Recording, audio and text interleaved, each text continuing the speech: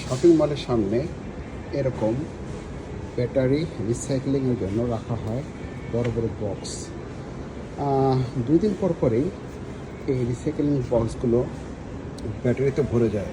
তো ব্যাপারটা হলো গিয়ে মানুষ কত যত্নশীল পরিবেশের জন্য, যে এগুলো পরিবেশে যেন না যায়, যার কারণে এই রিসাইকেল বিনে ফেলে।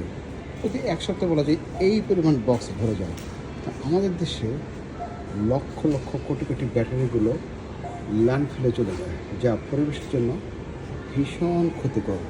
আর এখানে এগুলো আলাদাভাবে রিসাইকেলিংয়ের ব্যবস্থা করা হয়। চমৎকার একটা উদ্যোগ।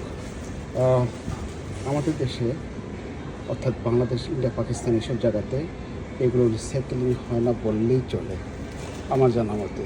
তবে রিসাইকেলিং করা উচিত।